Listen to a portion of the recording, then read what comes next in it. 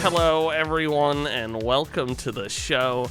It is early AM local chat, episode 137, I think is what the sheet says, which is really annoying because that number just keeps climbing. Joining me this week, the one and only Ian Gibson.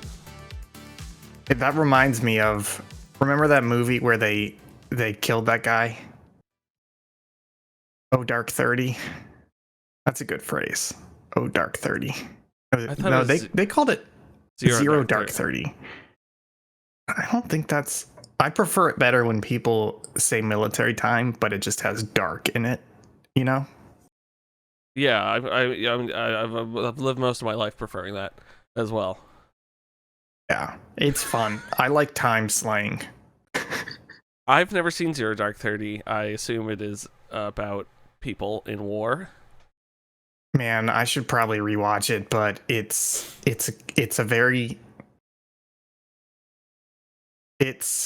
okay, look, I have not seen it since it came out, but it struck me as one of those movies where the main character is just like screaming and angry at everybody because they're like, I'm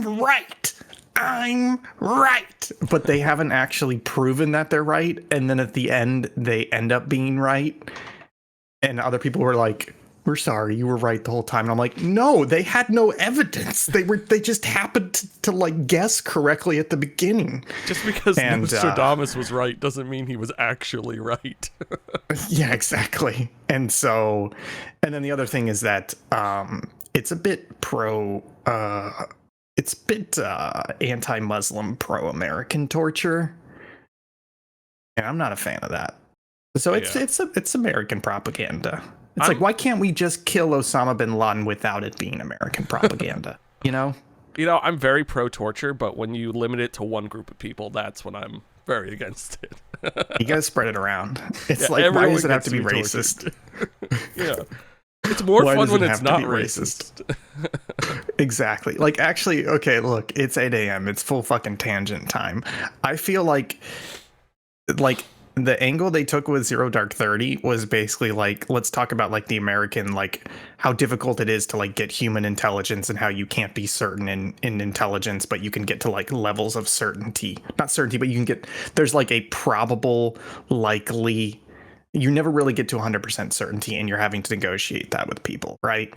I feel like the better story is American might, and then 9/11 happens, and we're like, okay, 9/11 sucked, but it's okay. We're going to bring the entire military might against this person, right?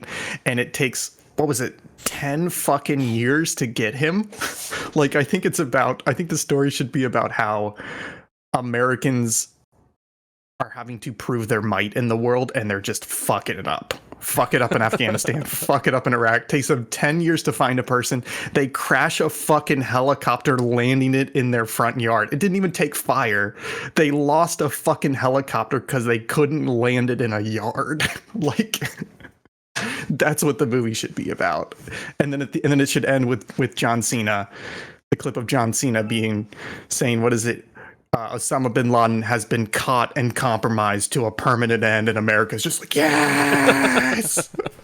And then that one guy who was like, I'm not going to shave my beard until we kill bin Laden, so he just had a 10-year-old beard.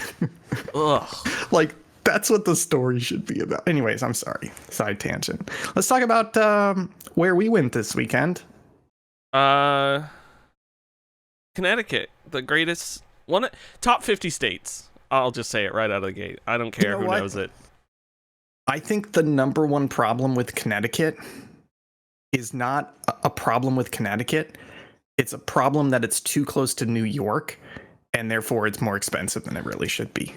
Yeah, I don't mean to tangent again immediately after your great segue, but I saw there's a subreddit called Imaginary Maps, and they had a map of Alabama as all Obama as like a Muslim state, and it was basically like if like Alabama was some like Muslim principality, and like they like added all like the beautiful like it just was like a tourist pamphlet, so it was so well done where it's like, go see this, go see that, and all this stuff, but it was all dash Obama and like written and all that stuff, but it looked like straight from the 70s pamphlet, and I was like, That is fucking awesome. No. I want that. And that would be better. That would be better than the Alabama we currently have. I honestly 100%. It'd be so cool. It'd be awesome Yeah. if the United States was just a giant Epcot and you could just go to Yes. different countries.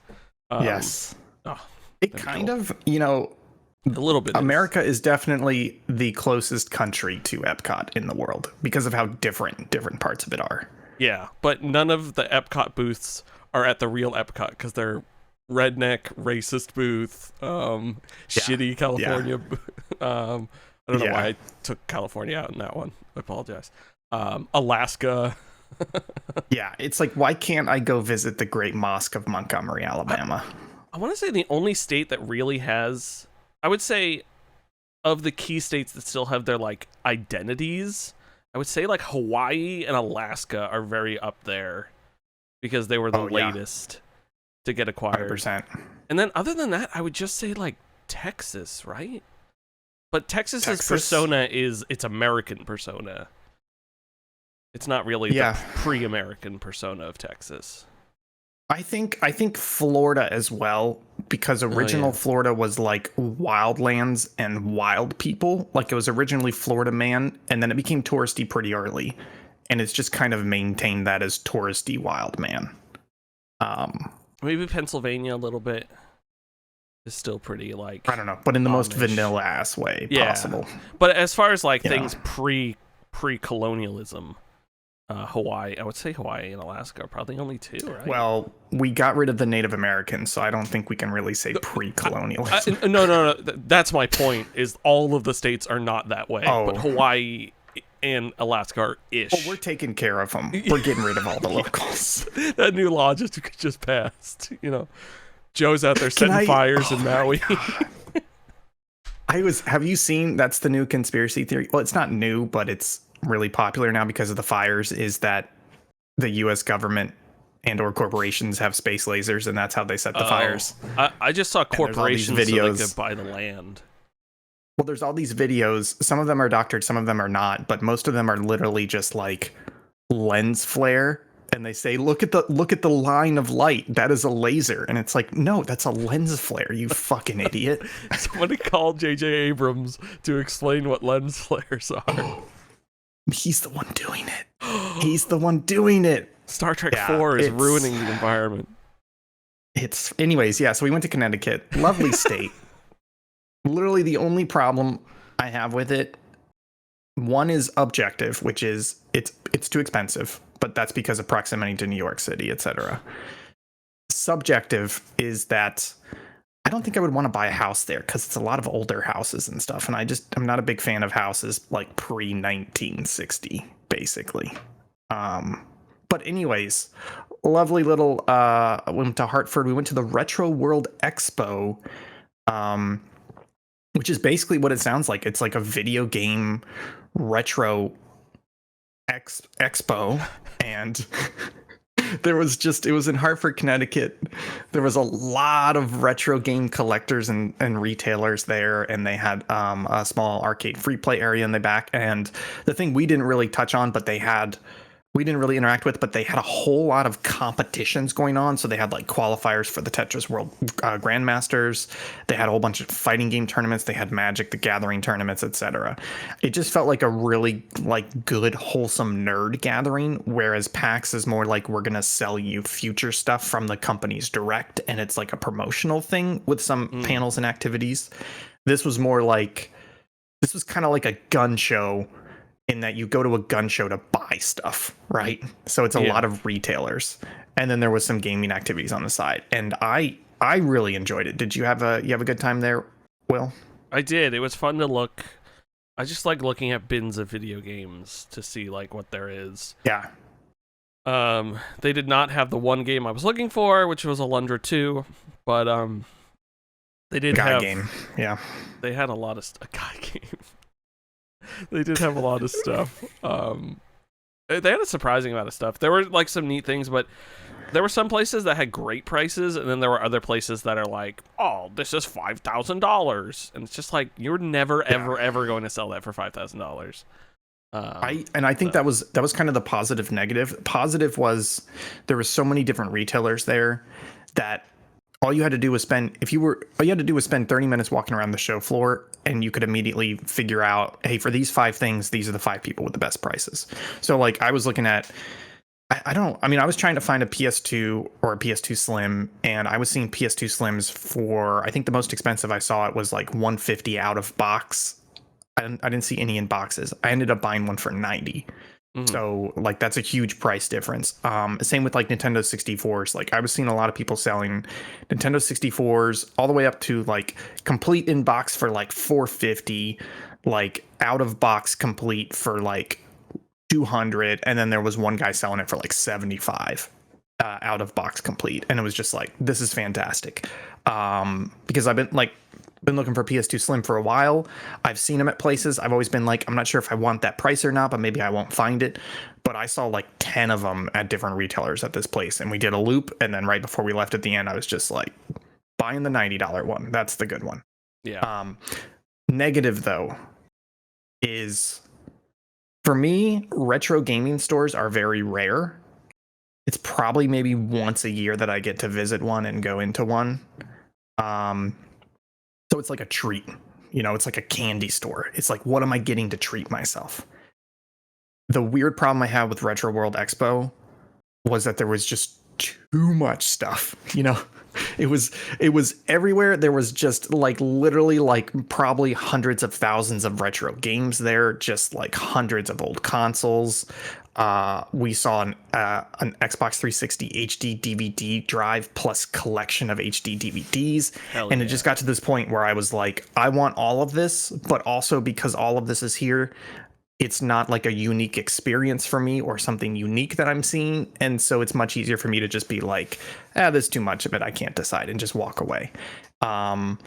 So that's not a negative against the expo. It's just I've never had that experience with something like retro games, where you literally just have like, it's not analysis paralysis, but you just have too much choice and variety to choose from in a single place when you're used to only finding a handful of retro games at a time once per year. Yeah. But overall, just if you're into that shit, man, great expo to go to. It was really cool. Yeah, you kind of hit the similar chord where it's like, oh, I would rather just than go to that event. I would rather just pop down to my local one more often. Like I haven't been there since like I think the last time we went, because they had weird hours for a bit. But I should go over there more often and just like check their selections, because then if they don't have something, I can be like, oh, there's a thing to look for the next time, versus I don't have to immediately go to another place to then spend money. Yeah, I haven't really looked around me in Jacksonville to see if I have anything. You have that great computer electronics store, which I'm jealous of.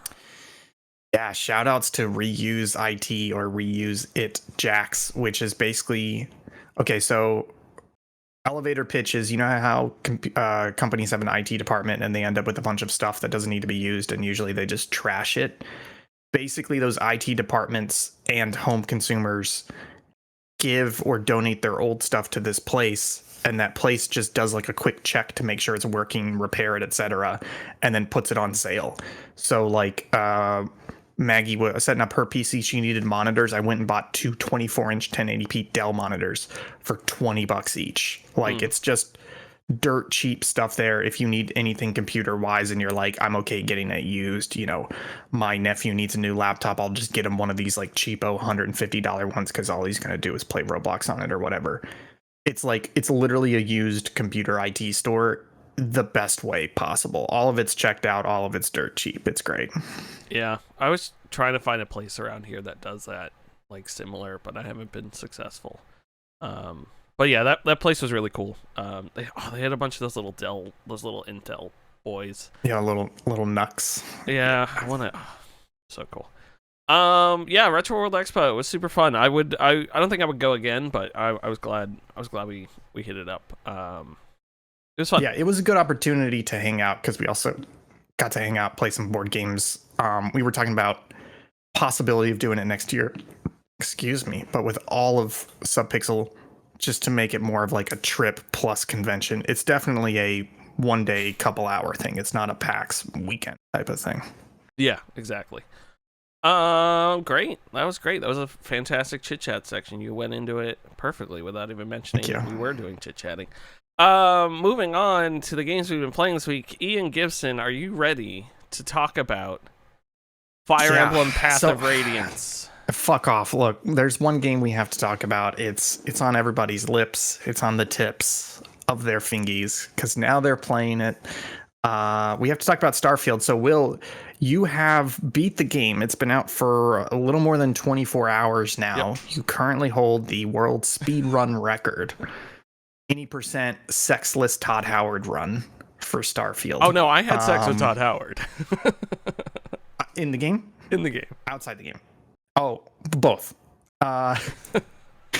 Anyways, it's kind of funny because originally we were going to have the episode last night pre-launch with two people who had played the game already, and so I had a bunch of questions and stuff prepared, and then we did a last minute audible, which I think was the right call. But now you've played a lot of it and beat it. What was your play count?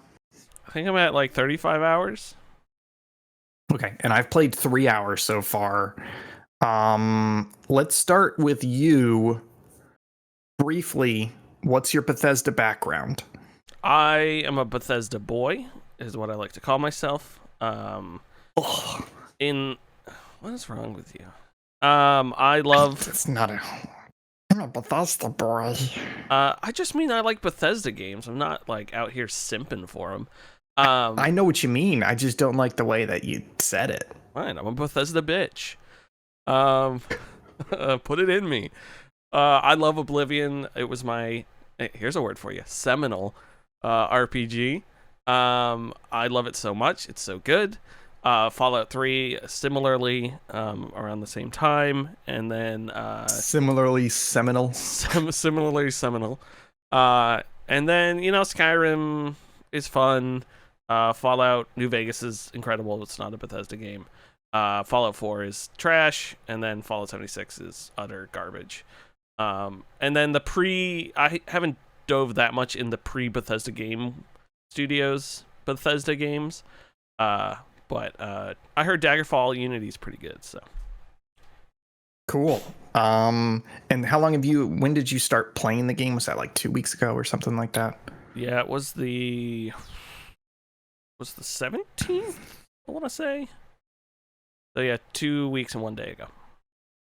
Okay, so one of the things I like to do to kind of set the conversation tone, give me your Twitter 140 characters or less.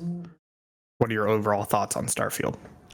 It is the most Bethesda game that has ever been Bethesda. That has ever been Bethesda. It is the most. I'm going to steal this from someone else. It is the most theme park of their games, where it is just a place to inhabit and go around and see all the cool things, not a world to adventure and live in. God, yeah, that totally makes sense, having played a couple hours of it. Overall, did you enjoy it? Did you not enjoy it? So I will caveat this. About halfway through me playing, I volunteered, keyword, to mainline the rest of the main story quest, so we had capture of it. And okay. I will say ultimately ruined my experience on that game. Because I don't play games that way. Okay, wait.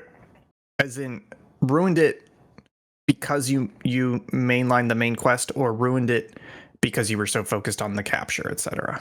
Ruined it because I mainlined the main quest, and the main quest... First of all, the main quest I don't think is good.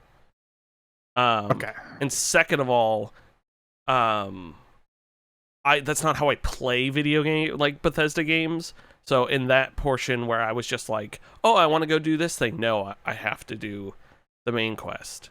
That kind of soured it for me. Again, no one told me to do this. I volunteered to do it because no one had captured it. But it just like hurt because I was like stuck doing that. So question. You beat the game, you finished the main quest. Have you gone back to it post main quest? Yes. Wednesday night was the first time I loaded it on my TV on my Xbox without recording it, and I just went and did a bunch of side content, and it was much more enjoyable. So it's just not to counter, but the interesting thing I've been hearing from reviews, several people have been shouting this, Gene Park in particular, is that they are all saying you should mainline the main quest. That this is one of those games where get through the main quest, and after that is when things have opened up in a way and things make sense, and that's when you should do a lot of the side content, etc. Disagree with that? Yeah, I disagree with that because I mean, there's a reason. If you're mainlining the story quest and you're gonna do something at the end, then sure. But like, it's just not. I derived no enjoyment out of it, and it was like like it had cool twists and turns, but ultimately it was just like, oh, this is what we're doing. Like the like what's going on here, and then it just like ends, and I'm just like, oh, okay. Do I walk through the door, or do I leave the room to go keep playing on my current game? And so that was kind of the big choice. And at first I went through the door, and then I was like, I don't really like this. So I went back. I loaded back.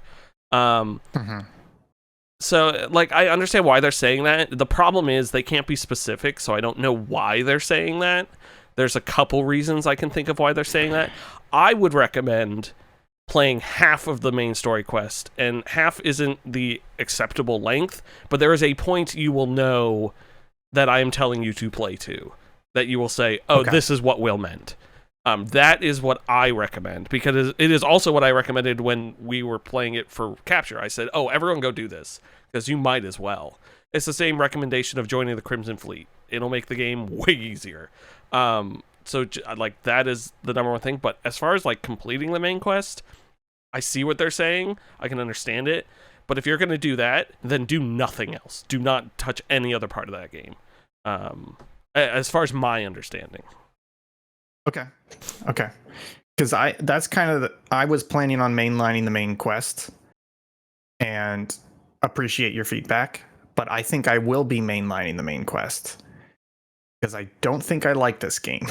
I think mainlining the main quest is the best way for me to experience as much of this game as possible before I burn out, which was about an hour into my playthrough, you know? Yeah. So that's the thing. Yeah. That's the problem. I want to get to those big game changes to see maybe that'll change my opinion, and I figure mainlining the main quest is going to get me there. It won't. Most people, I don't think it won't. I think the side quests are really cool. The Crimson Fleet stuff I've done is really fun. And there's a I won't spoil it, but there's a bunch of cool different planets that do things. Most of the planets are barren and bad. It's just my opinion. But it'll be interesting to see how much longer I play it. Honestly, I have a free schedule tonight, and I think I'm gonna play Baldur's Gate 3. I played Starfield for an hour last night after it came out, and it was like 9:30, and I was like, wow, this is not doing anything at all for me. And I was like, I could go to bed, or I could play Baldur's Gate 3, or I could watch Battlestar Galactica. And I chose the middle ground, which was Battlestar Galactica. Oh, perfect. Now, I will say, like, I don't... I know some people do. I don't, so it's my opinion. I don't think Baldur's Gate 3 and on a deeper level, Baldur's Gate 3 and Starfield are that comparable. They're different beasts. Bethesda does their own thing. Baldur's Gate does their own thing. No, I'm sorry. They are 110% comparable. That's okay. It's just that you're used to the surface level RPG-ness of Bethesda, and quite frankly, you're making excuses for it. But they are RPGs. You're leveling up. You got combat. Yeah. You got a party. You're exploring. You're picking up items. Oh, yeah. I agree with that. I just don't think Bethesda would ever be capable of doing that, which is why I think Bethesda is on the level of like European RPGs, like Elix and stuff like that, and they just accidentally became super famous.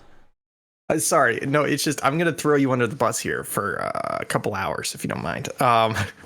But you're a Bethesda apologist, which is that you're like, look, Like you literally just said Bethesda is not capable of doing that. But the thing is, that's what they're trying to do. It's not like they are deliberately making something different. They are trying to make a Baldur's Gate ass RPG. They're just not capable of doing it well. And if I may, I think your argument is it's okay that they're not doing it well because I've gotten used to the way that they do it poorly. Oh, I totally think that's okay. I like I love plenty of games that can't achieve what they're trying to achieve, but they do it in an average way.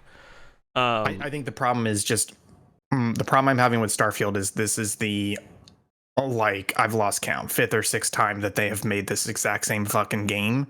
And for a while there, it worked and it landed because there wasn't really anything doing as well to compare it to. But in the year of our Lord 2023 and surrounded by games like Baldur's Gate, Tears of the Kingdom, etc., it's like, get your shit together, Bethesda. You know, like we're not going to excuse this piss poor game making anymore. Like you have to start making better games and not the same fucking mistakes over and over again. Right. You know? Yeah. I think I came out a little too strong. I more have meant it in the way like I don't see a new Bethesda game. And again, this is to your point of brainwashing, I guess. I don't see a Bethesda game and I go, oh yes, the next in-depth RPG that I can do anything in the world and blah blah blah. Like I see the next Bethesda game, I go, Oblivion 8, like here we go, like let me just do and bullshit. I think that's the right mentality. My main problem is like literally what I said. They keep making the same fucking mistakes. Like I was in a cutscene. I was walking around this morning and I was talking to somebody and there was like a guy in the background that was doing the Bethesda animation where he like gets up and then he like looked at me like even though he was not supposed to through the cutscene background, and then he like popped up and like janked around and then walked off, and I'm like, it's fucking 2023. Like how do you have the same fucking janky ass animation and how do you have the same ass weird looking fucking face and facial animation that you've been having for a while? And so like I'm glad that you're okay with that and you enjoy that particular style. I wouldn't even say style. You enjoy that particular jank, but for me it's like get your shit together. You know, I should be clear, I don't enjoy it now. I enjoy it in Fallout 3 and Oblivion and to some extent that's Skyrim. Acceptable. I mean, I don't know if you know this, I think Starfield's, I mean, at this point, probably a 6 out of 10 for me. Okay, there we go. That makes more sense to me now. But I am firm in that. I do not think it is like I think, and this is to the point of one of the people in the GameSpot things in the chats during it, and they were like, how could anyone ever put hundreds of hours into a 7 out of 10? And I just wanted to I didn't address it. I was like, bro, I have so many games that are average that I have hundreds of hours. Like, what are you talking about? Like, those are probably the more hundreds of hours, because usually a 10 out of 10 is a tight, until recently with, like, Tears of the Kingdom stuff, a 10 out of 10 is usually a tight fit linear game. Like, of course a 7 out of 10 would have hundreds of hours. Plus you can't playtime and quality of the game is not linear. Because so different. especially in this fucking era of games mostly on mobile but also on console, etc., that are built around like human addiction characteristics. Like think about something like Vampire Survivors, great game, but people have thousands of hours into that game. It's not because there's necessarily thousands of hours worth of content. It's because it's hitting that itch. Think about fucking Candy Crush. You got all these moms that are thousands of levels into Candy Crush. It's not because it's a 10 out of 10 game. It's because it's hitting your addiction levels. So it's totally possible to play a game that you don't think is a 10 out of 10, that you think is a 7 out of 10, but scratches an itch in a positive or targeted way, and you can't stop playing it. Yeah, like... yeah, like there's games that are 10 out of 10s in my heart that are not 10 out of 10s in real life. And then there's games like Starfield that's a 7 out of 10 in both, but I will still be playing it because I enjoy like seeing what there is in this world and seeing the little things they've hidden. So so backtracking a little bit. As somebody who's playing this game, we got people listening playing this game. You already mentioned one tip. Well, you said 2 tips. One was don't mainline the main quest, and the other one was join the Crimson Fleet. You got any other? Those valid tips? You got any other top tips for people starting the game? do the Crimson Fleet, which the easiest way to do Crimson Fleet is just to get caught with contraband. In the UC, which is the United Colonies. I don't know if you get caught with like stolen goods. It's the same thing. But that'll lead you down a quest line. And then my other my other tip is you basically have to do the first like 2 or 3 missions, which will send you to Mars, and then you'll go to the moon, like near the moon, and you go to there's a place called the Nova Star Yards, and just when you're in the Nova Star Yards, some of the enemies will have a note called Secret Outpost. Pick up that note and read it and do that quest. It is a little difficult. You're gonna want to load up on like weapons that can do damage against robots and some grenades and stuff, but it is you get some great armor and a brand new ship for fairly minimal work. Oh wow! So that's good. That's good to hear. That's one of our other big tips. And then, that's basically like other stuff is just like quick gameplay tips. Like encumbrance works a little bit differently in this game. You can still move around and everything perfectly fine. It drains your oxygen a little quickly as if you're sprinting, but you just can't fast travel. But it's not like other Bethesda games where you can't even move. And you can also quickly offload your stuff to your companion or to the ship. And then also to be aware, you can do all of the traveling in the menus, and you can look at your ship and travel. It is very handy. It's very handy, but part of me is like, okay, the fact that you added this means you know that fucking traveling and backtracking in this game is bad, and you didn't solve the problem. You're just jumping right over it. You know? Yeah. I think I said this, I forget where I said this, but my other issue with the game, as far as a Bethesda fan, is this is the opposite of what I want in terms of the open world. I would rather have taken a giant map. This is not an open world game. Yeah. From what I've seen and what I've played so far, this is not a fucking open world game. You are loading into small instanced areas. That's it. Period. Yeah. I mean, to some extent, that's what Fallout 3 was. In not Oblivion, but Fallout 3. But no, because you still had the open world where you could travel to an instance. It may have been somewhat empty-ish, but this doesn't even have that because space is fucking nothing. Space is little tiny instance areas outside of a planet. That's it. Exactly, and that upsets me because I just want a map with places to go to, so I can walk around. Yes. Like, it's so hard to discover things because I can't just walk. I can't just fly past a planet. I have to like load up and go to it, and it's quick. Like everything loads fast, but it's still like I have to do that. Yeah. Fuck this game. There was one thing I was going to. Oh, the fucking O2 CO2 thing.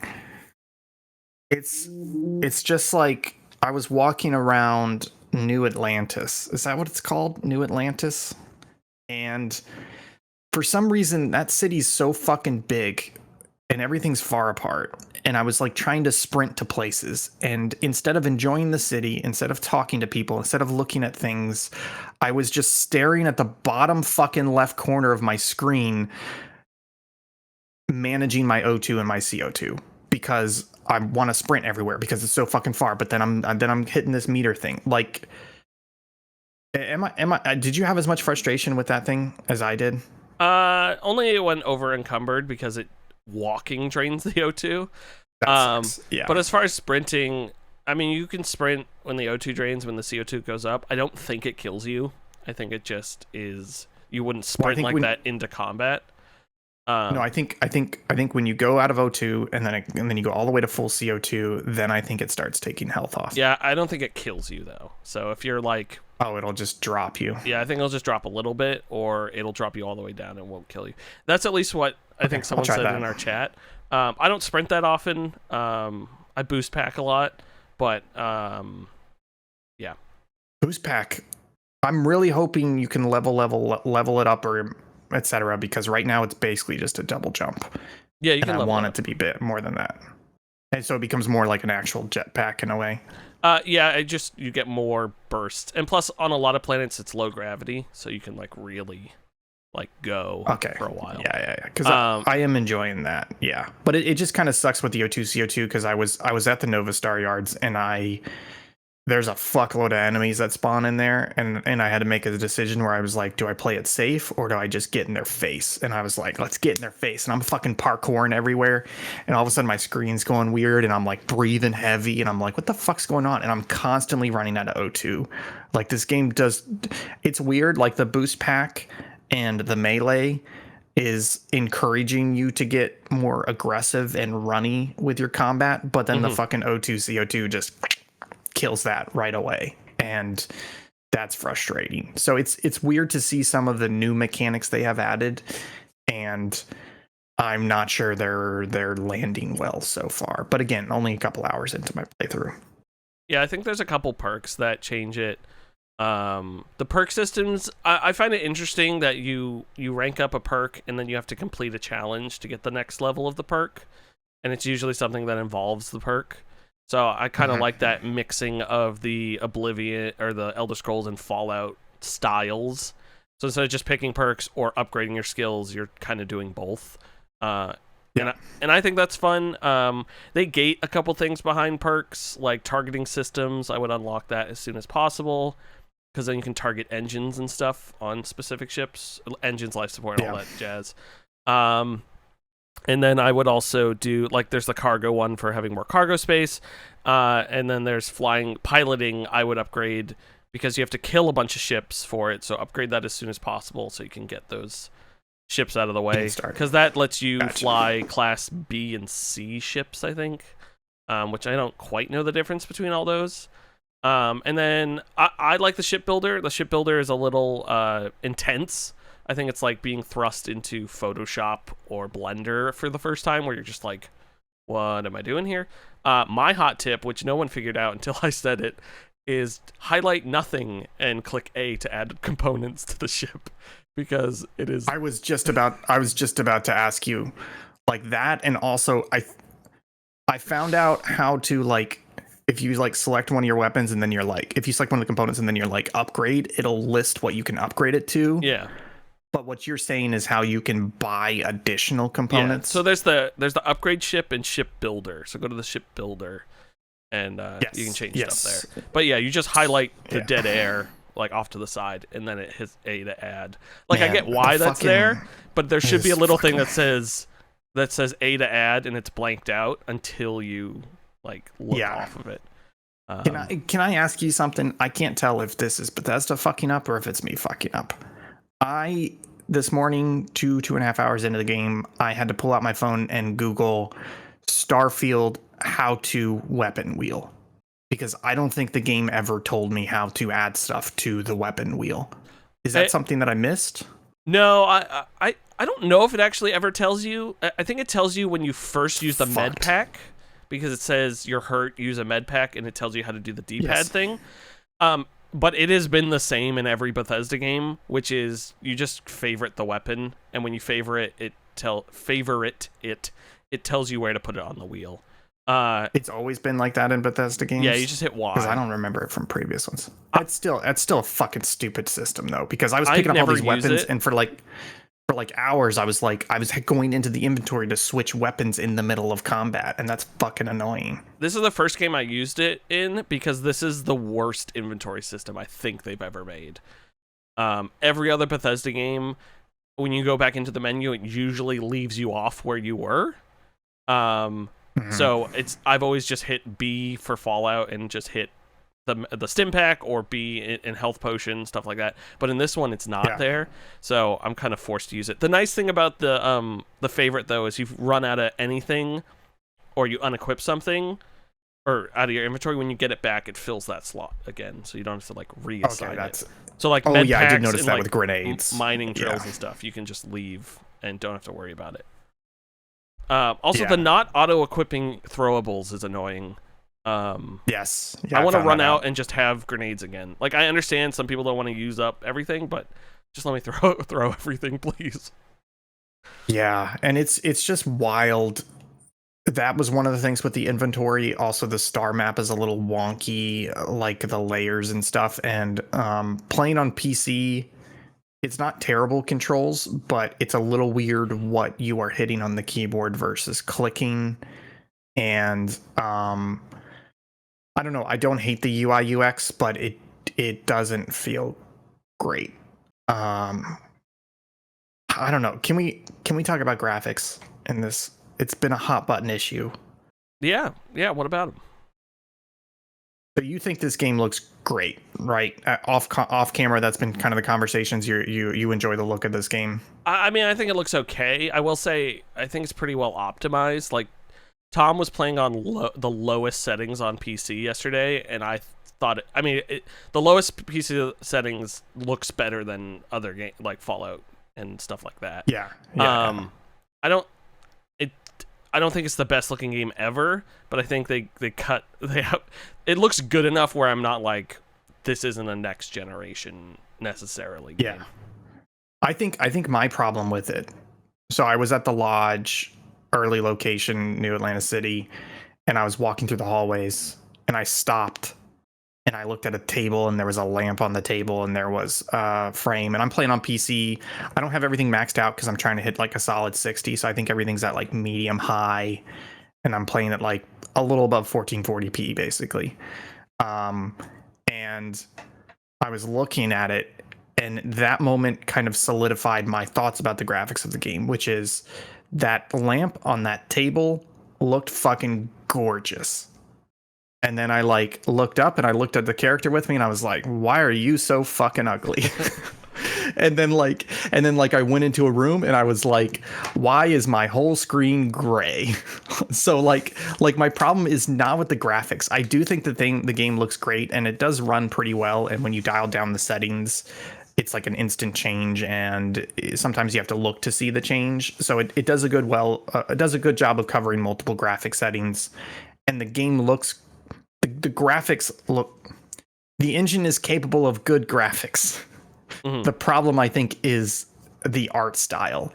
And the number one fucking complaint I have, and I posted a screenshot in the Discord last night, is they did some sort of color grade on this or whatever, where there's literally just like a gray haze over the entire fucking game. And when you're in brightly lit, colorful areas, it goes away. But as soon as you go into like a slightly darker, dimmer area, literally just this gray fucking overlay goes over the entire screen, and it ruins it. I don't know. Did you notice that? I didn't notice that when you posted that. I thought your screenshot looked weird because I didn't notice that. It's not the film grain, is it? I don't.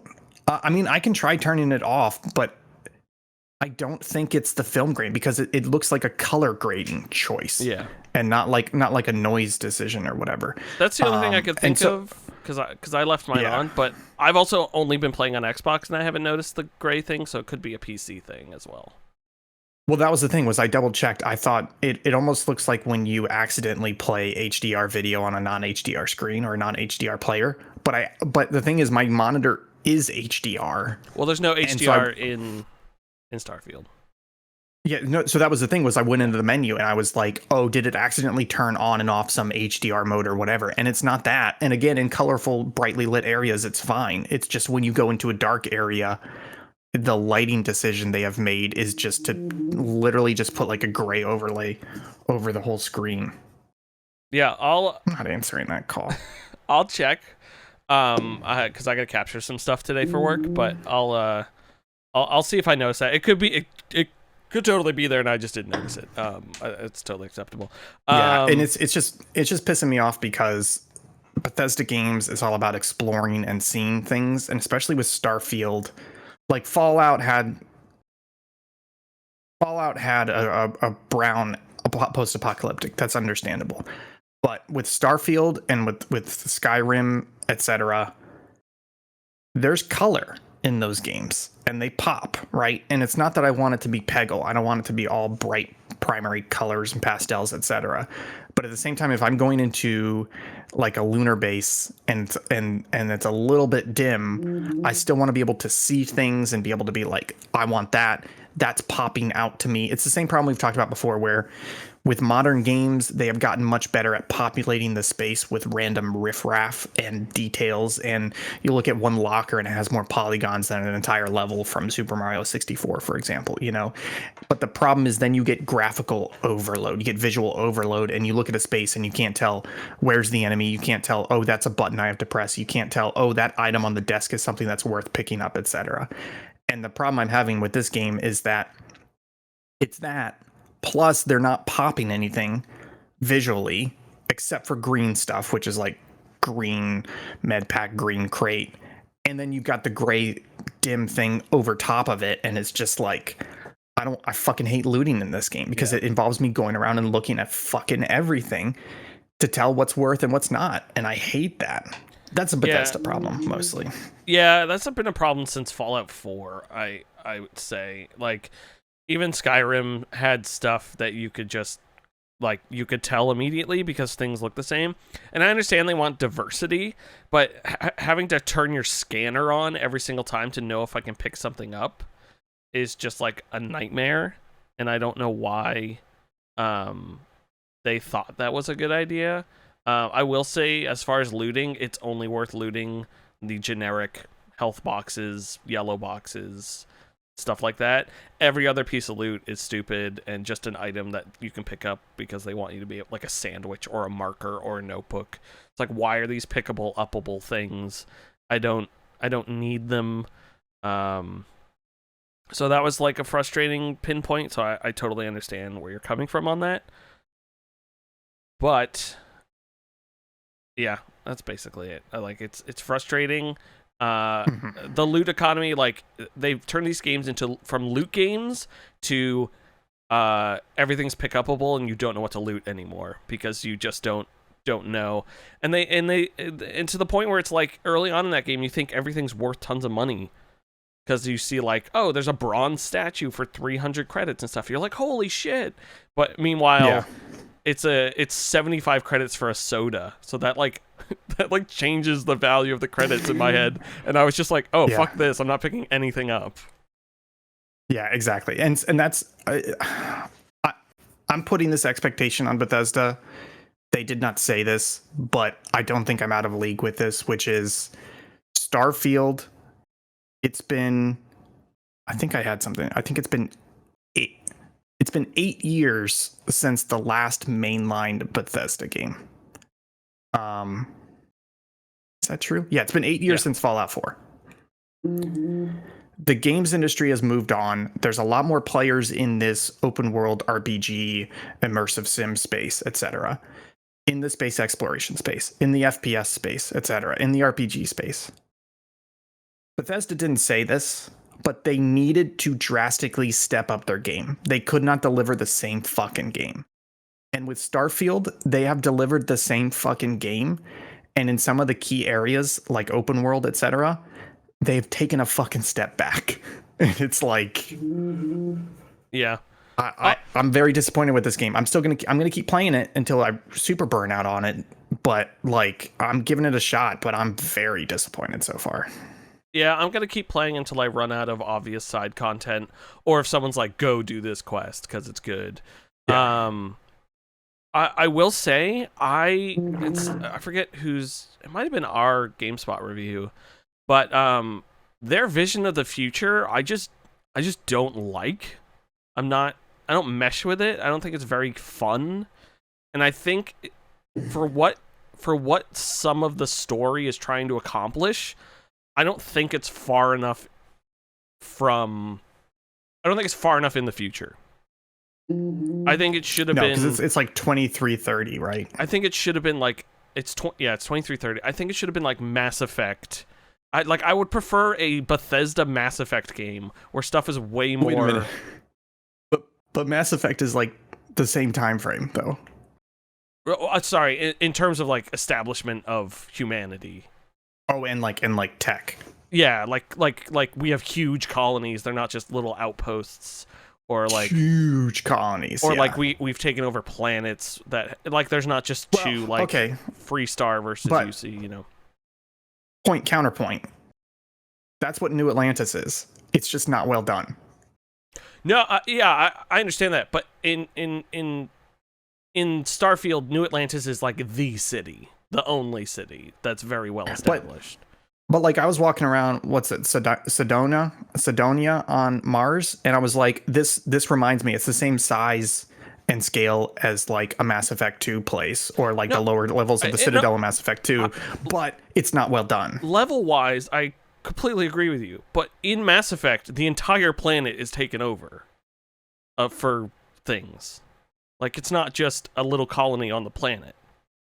But I think where I'm getting confused is I understand that's a lore thing, but in terms of how is the player interacting with it, I think there is the same level of this is a space that you can go around and explore as there is in Mass Effect.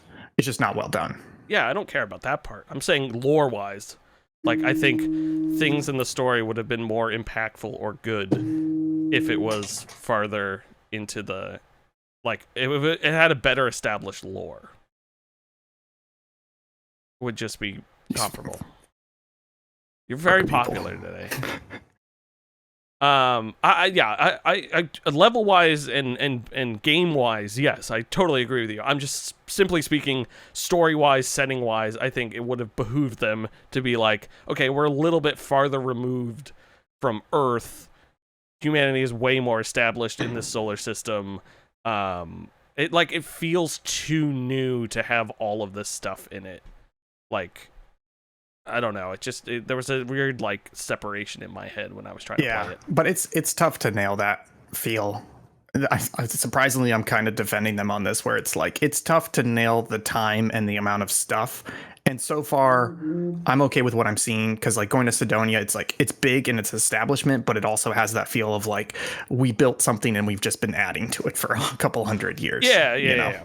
It's a weird point I'm trying to make, but I think you might agree eventually with me. But yeah, totally. Overall, as we kind of come to a close here, where would you rank Starfield in your Bethesda list? I would rank it above Fallout 4. I think I'm with you, just because at least there's new in Starfield. It's a new IP, and combat does feel better. Yeah. Oblivion, I think, now personally ranked, not gameplay wise or like objectively, but Oblivion, Morrowind, Fallout New Vegas, well, it doesn't count. Fallout 3, Skyrim, Starfield, Fallout 4. Yeah. All right. I got people calling me. Pretty sure they don't need to, but I gotta go to work. That's okay. So if you don't mind, I'm gonna flat out drop if you can close it out. Yeah, no worries, folks. Thank you so much for tuning in. We'll hit some of those news topics later this week on Thursday's local chat, including the Volition closing, which sucks, and some other stuff. Oh god. Oh no, it's a new month. So we'll save this wishlist spotlight for next week. I'll make sure George Ian moves it over. Folks, thank you so much for watching. We will be back. Let me hit the outro music. We will be back this weekend. Tomorrow, I believe Kyle is streaming some Starfield, which we just talked about. So go check that out. And then Sunday, Jake's going to be doing some more fanfic. And then Tuesday, I believe, more Roblox with adults. So definitely check those out. Subpixelfilms.com is where you can find all of our content. It'll bring you to our Redbubble, where you can buy merch. It'll bring you to our Twitch, Twitter, Instagram, all that lovely, lovely stuff that we definitely keep up with. I am Will. You can find me at Hunt270 on Twitter. That was Ian Gibson, who had to leave, at ThinkGibson on Twitter. Like I said, we'll be back this weekend with more hot content for you to see, so please check out that. You can also join our Discord if you want to join our Discord and chat with us. That is a link down in the description. I think it's also on the link tree there. Well, have a great time seeing the stars, and we'll see you all next week.